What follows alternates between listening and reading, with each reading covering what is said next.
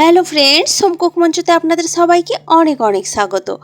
আজ আমার রেসিপিতে থাকছে মাছের ডিম। এই বর্ষার সময় কিন্তু বাজারে ভীষণ ভালো ভালো মাছের ডিম পাওয়া যায়। তো সেই মাছের ডিমের আজকে আমি একটি দুর্দান্ত স্বাদের রেসিপি বানাবো, যেটা গরম ভাতে খেতে হয় অসাধারণ। তো এই রেসিপিটি বানানোর জন্য এখানে আমি বেশ কিছুটা মাছের ডিম নিয়ে নিয়েছি। এরপর এখানে দিয়েছি কিছুটা পেঁয়াজ কুচি, তার সাথে দিয়ে দিচ্ছি কিছুটা নুন, দিচ্ছি কিছুটা হলুদের গুঁড়ো, তার সাথে দিচ্ছি সামান্য লঙ্কার গুঁড়ো, আর এখন দেব 1 চামচ বেসন। তো এখানে 1 চামচ বেসন দিয়ে খুব ভালোভাবে এই মাছের ডিমটাকে সব কিছুর সাথে মাখিয়ে নেব। খুব ভালোভাবে মাখাতে হবে, যাতে সমস্ত আমি যেই উপকরণগুলো মাছের ডিমের সাথে দিলাম মাছের ডিমের ওপর, যেন সব কিছু খুব ভালোভাবে মিশে যায়। তো দেখুন, একটু টাইম নিয়ে কিন্তু খুব ভালোভাবে সব কিছু আমি মিশিয়ে নিয়েছি। এখন একটা আমি তাওয়া গরম করতে দিয়েছি। তাওয়াটার মধ্যে দিয়েছি কিছুটা সরষের তেল। সরষের তেলটা যখন বেশ ভালোভাবে গরম হয়ে যাবে, তখন আমি এর মধ্যে চামচে করে ছোট ছোট করে আমি বড়ার শেপে এখানে তেলের মধ্যে দিয়ে দেব। মাছের ডিমটাকে এইভাবে ছোট ছোট করে আমি বড়া বানাবো। আমি কড়াই ইউজ করিনি, কারণ কড়াইতে একটু অসুবিধে হয় মাছের ডিমগুলোকে একসাথে পুরোটা ভেজে নিতে। আমি তাওয়া নিয়েছি সেই জন্য, যাতে করে তাওয়াটা ছড়িয়ে থাকে এবং একসাথে মাছের ডিমের বড়াগুলো সমস্তটাই রেডি হয়ে যায়। তো এক এক করে আমি কিন্তু ছোট ছোট করে এইভাবে দিয়ে দিচ্ছি। আপনারা চাইলে হাত দিয়েও দিতে পারেন, আমার চামচ দিয়ে সুবিধে হয় সেই জন্য চামচ দিয়ে ছোট ছোট করে আমি দিয়ে দিচ্ছি।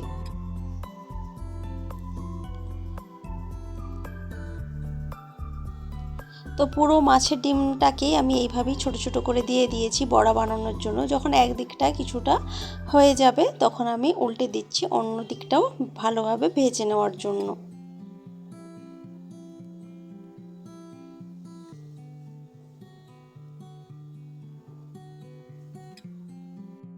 তো সব বড়াগুলোকেই আমি উল্টে দিয়েছি, একদিকটা ভাজা হয়ে যাওয়ার পর অন্য দিকটাও ভালোভাবে ভেজে নেওয়ার জন্য। তো ওই দিকটাও আমি কিছুক্ষণ এইভাবে হতে দিয়েছি, তারপর আবারও উল্টে দিচ্ছি। দুদিক থেকে যেন খুব সুন্দর একটা লালচে কালার ধরে যায়, এরমভাবে ভাজতে হবে মাছের ডিমের বড়াগুলোকে।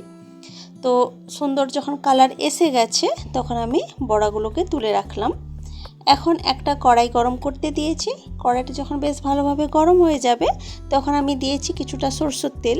সরষের তেলটা গরম হয়ে যাওয়ার পর এখানে আমি দিয়েছি মাঝারি সাইজের ডুমো করে কেটে রাখা আলু। এখন এই আলুগুলোকে আমি ভেজে নেব।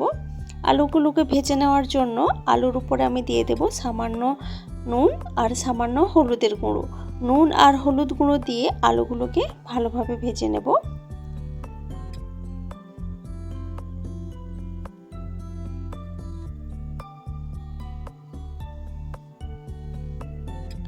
তো দেখুন, আলুগুলোও বেশ লালচে লালচে কালার হয়ে গেছে, বেশ সুন্দরভাবে ভাজা হয়ে গেছে। এখন আমি আলুগুলোকে তুলে রাখছি।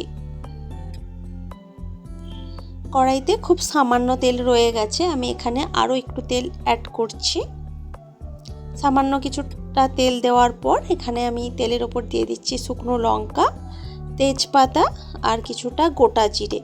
তো এই ফোড়নটা থেকে খুব সুন্দর একটা গন্ধ বের হবে, তখন আমি এর মধ্যে দিয়ে দেব পেঁয়াজ কুচি। পেঁয়াজটাকে এখন কিছুক্ষণ ভালোভাবে ভেজে নিতে হবে। পেঁয়াজটা তো বেশ কিছুক্ষণ এইভাবেই নেড়েচেড়ে পেঁয়াজটাকে ভেজে নিলাম। এখন আমি এর মধ্যে দিয়ে দেব কিছুটা, একদমই অল্প পরিমাণে দিচ্ছি রসুন বাটা, আর দিচ্ছি আমি কিছুটা আদা বাটা। এখন আদা আর রসুন বাটাটা এই পেঁয়াজের সাথে মিশিয়ে নেব এবং কিছুক্ষণ এইভাবেই নেড়েচেড়ে ভেজে নেব, যাতে আদা রসুনের কাঁচা গন্ধটা চলে যায়। তো এইভাবে কিছুক্ষণ কষিয়ে নেওয়ার পর এখানে আমি দিয়ে দেবো একটা টমেটো। মাঝারি সাইজের টমেটোকে আমি গ্রেট করে নিয়েছি, সেই গ্রেট করা টমেটোটাই এখানে দিয়ে দিয়েছি। তো এখন টমেটোটাও ভালোভাবে কষিয়ে নিচ্ছি। টমেটোটাকে ভালোভাবে এইভাবে কিছুক্ষণ কষিয়ে নিলে এই রেসিপির টেস্ট কিন্তু ভীষণই ভালো আসবে। তো কিছুক্ষণ এইভাবে টমেটোটাকেও ভেজে নেওয়ার পর এখানে আমি দিয়ে দিচ্ছি লঙ্কার গুঁড়ো আর কিছুটা হলুদের গুঁড়ো। তো হলুদ গুঁড়ো লঙ্কা গুঁড়ো দেওয়ার পর আবারও আমি কিছুক্ষণ এইভাবেই নেড়ে চেড়ে কষিয়ে নিচ্ছি। আর এখন আমি এর মধ্যে দিয়ে দেব একদমই সামান্য পরিমাণে জল। একটু জল দিয়ে মশলাটা কষালে কিন্তু মশলা খুব ভালো কষানো যায়। তো একদমই সামান্য পরিমাণ জল দিয়েছিলাম। জল দিয়ে খুব ভালোভাবে মশলাটাকে এইভাবেই নেড়ে চেড়ে কষিয়ে নিচ্ছি।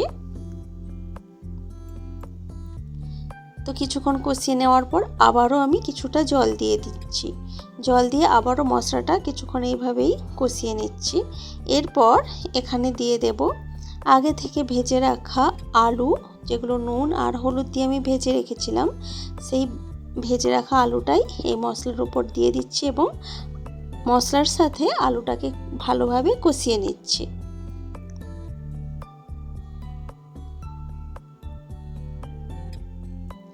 তো বেশ কিছুক্ষণ কষিয়ে নিলাম। এখন এর মধ্যে আমি দিয়ে দেব পরিমাণ মতো জল। ঝোল আপনারা যতটা রাখতে চাইবেন সেই অনুযায়ী জল দেবেন। তাছাড়া আলুটাও সেদ্ধ হবে, তো সেই বুঝে আমি কিন্তু জলটা দিয়েছি। তো জলটা দেওয়ার পর এখানে দিয়ে দেব আমি সামান্য নুন। আলুটা ভাজার সময়ও নুন দিয়েছিলাম, তো সেই বুঝে কিন্তু নুনটা অ্যাড করতে হবে। নুনটা দিয়ে আমি ঢাকা দিয়ে রেখেছি প্রায় এটাকে 4 থেকে 5 মিনিট মতো আলুটাকে খুব ভালোভাবে সেদ্ধ হওয়ার জন্য। আর এই 4 থেকে 5 মিনিট কিন্তু আমি গ্যাসের আঁচটাকে একদম লোতে করে রেখেছিলাম, তার জন্য জলটা কিন্তু সেইভাবে শুকনো হয়নি, নাহলে কিন্তু জলটা শুকনো হয়ে যাওয়ার ভয় থাকতো। যেহেতু ঝোল বানাবো তো জল তো একটু থাকতেই হবে। তো কিছুটা আলু চেক করে নিয়ে যে ঠিকঠাক সেদ্ধ হয়েছে কিনা, তারপর আমি দিয়ে দিলাম ভেজে রাখা বড়াগুলো। মাছের ডিমের যে বড়াগুলো শুরুতেই ভেজে রেখেছিলাম সেগুলোই দিয়ে দিলাম। এখন দিয়ে আবার একটু নাড়াচাড়া করে আমি ঢাকা দিয়ে রেখেছিলাম আবারও 2 থেকে 3 মিনিট পর্যন্ত। যেহেতু মাছের ডিমগুলোকে আগে থেকে খুব ভালোভাবে ভেজে নিয়েছিলাম, তো 2 থেকে 3 মিনিট মতো ভালোভাবে ফোটালেই কিন্তু রান্নাটা হয়ে যাবে, আর বেশিক্ষণ ফোটানোর প্রয়োজন নেই। তো নামানোর আগে একটু গরম মশলার গুঁড়ো আমি এখানে ছড়িয়ে দিলাম। গরম মশলার গুঁড়ো দিয়ে সব কিছু একটু নাড়াচাড়া করেই আমি গ্যাসের আঁচটা অফ করে দেব। অফ করে ঢাকা দিয়ে রাখবো কিছুক্ষণ স্ট্যান্ডিং টাইমের জন্য। তো কিছুক্ষণ ঠান্ডা করে নেওয়ার পর আমি এখানে দেখুন সার্ভ করে দিয়েছি। দেখতে তো ভীষণই সুন্দর হয়েছে, আর খেতেও কিন্তু ভীষণই ভালো লাগে। গরম ভাতে তো ভীষণই টেস্টি লাগে এই রেসিপিটি। তো রেসিপিটি আপনাদের কেমন লেগেছে সেটা কিন্তু কমেন্ট করে অবশ্যই জানাবেন। ভালো লাগলে লাইক, কমেন্ট, শেয়ার করবেন এবং প্লিজ আমার চ্যানেলটি সাবস্ক্রাইব করে আমার পাশে থাকবেন। তো আজকের ভিডিওটা এ পর্যন্তই থাক। দেখা হচ্ছে অন্য কোনো দিন অন্য কোনো ভিডিওতে অন্য কোনো রেসিপির সাথে। তো আজকের মতো টাটা, বাই বাই।